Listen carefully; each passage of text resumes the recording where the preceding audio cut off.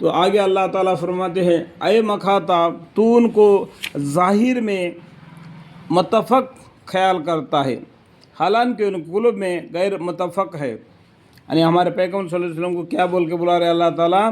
اے مخاطب تو ان کو ظاہری میں متفق خیال کرتا ہے. یہ سمجھدار لوگ ہیں یا دین اسلام کے ہیں جیسا کہ جو آپ خیال کرتے ہیں پیغمبر صلی اللہ علیہ وسلم. حالانکہ اللہ تعالیٰ بولتے ہیں حالانکہ ان کے قلوب غیر متفق ہے، ان کے دل ہے نا غیر متفق ہے. یہ اس وجہ سے ہے کہ وہ ایسے ہے کہ جو دین کے عقل نہیں رکھتے، یعنی دین اسلام کے بارے میں عقل نہیں رکھتے. جو دین اسلام کو قبول کیا اللہ کے پناہ میں آ گیا، اللہ اس کو حفاظت کرے گا.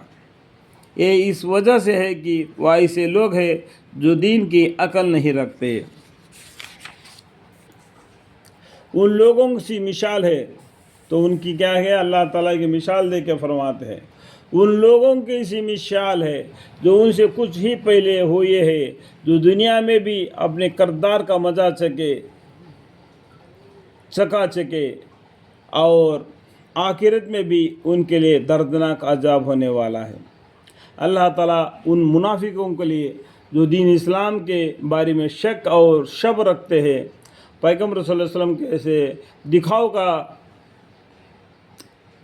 ایمان، دکھاؤ کا مسلمان بنا رکھتے ہیں، ان کے مثال اللہ تعالیٰ بولتے ہیں ان لوگوں کی سی مثال ہے جو ان سے کچھ ہی پہلے ہوئے ہیں، جو دنیا میں اپنے کردار کا مزہ سکے، مطلب جو کام کیے تھے انہوں نے دین اسلام کے برخلاف، ان کو اللہ تعالیٰ کیسے عذاب دیا، تو وہ عذاب کو اپنے کردار کے مزہ چکے اور آخرت میں بھی ان کے لیے دردناک عذاب ہونے والا ہے. یہ تو دنیا کا ہے، آخرت میں بھی ان کے لیے دردناک عذاب آنے والا ہے. شیطان کی سی مثال ہے. اللہ تعالیٰ بولتے ہیں ایک مثال اور بھی، شیطان کی سی مثال ہے. اول تو انسان سے کہتا ہے کہ تو کافر ہو جا. اللہ تعالیٰ نے پہلا ہی بتا دیے پہلے پارے میں، یہ شیطان ملعون ہے، یہ تمہارا دشمن ہے، ان سے ہوشیار رہنا. یہاں پر بھی دیکھو شیطان کی سی مثال ہے. اول تو انسان سے کہتا ہے کہ تو کافر ہو جا، پھر جو کافر ہو جاتا ہے تو اس وقت صاف کہہ دیتا ہے کہ میرا تجھ سے کوئی واسطہ نہیں، میں تو اللہ رب العالمین سے ڈرتا ہوں. دیکھو شیطان بھی اللہ سے ڈرتا ہے اور انسان کو گمراہ کر دیتا ہے، اس لیے وہ اللہ سے اس نے اجازت لیا، اس لیے وہ اپنا ڈیوٹی کر رہے. اللہ تعالیٰ نے تم کو بتلا دیا یہ شیطان ہے، ملعون ہے، مردود ہے، تم کو یہ اللہ کے راستے سے ہٹا دے گا، کیونکہ یہ آدم علیہ السلام کی وجہ سے اللہ کے نظر میں گر چکا. تو وہ اللہ سے اجازت لیا کہ قیامت کے دن تک وہ آدم علیہ السلام کے نسل کو اس کے بس میں کر لے گا. اس طریقے سے وہ اپنی ڈیوٹی کرتا ہے، لیکن وہ بھی اللہ سے ڈرتا ہے.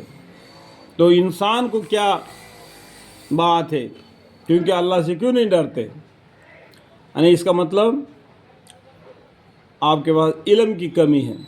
شیطان کی سی مثال ہے کہ اول تو انسان سے کہتا ہے کہ تو کافر ہو جا، پھر جب وہ کافر ہو جاتا ہے تو اس وقت صاف کہہ دیتا ہے کہ میرا تجھ سے کوئی واسطہ نہیں، میں تو رب العالمین، میں تو اللہ رب العالمین سے ڈرتا ہوں، تمام مخلوقات کا رب ہے اس اللہ سے ڈرتا ہوں. سو آخری انجام دونوں کا یہ ہوگا کہ دونوں دوزخ میں گئے. یہ شیطان اللہ سے ڈرنے کے باوجود بھی وہ جہنم میں جائے گا، کیونکہ وہ گمراہ کرنے کی وجہ سے، یہ لوگ گمراہ ہونے کی وجہ سے دونوں کو بھی جہنم میں جانا ہوگا. سو آخری انجام دونوں کا یہ ہوا کہ دونوں دوزخ میں گئے، ہمیشہ ہمیشہ رہیں گے، ایک گمراہ کرنے کی وجہ سے، دوسرا ہونے کی وجہ سے. اور ظالموں کا یہی سزا ہے جو ظلم کرتے ہیں، ظالم لوگ ہیں ان کے لیے یہی سزا ہے جہنم۔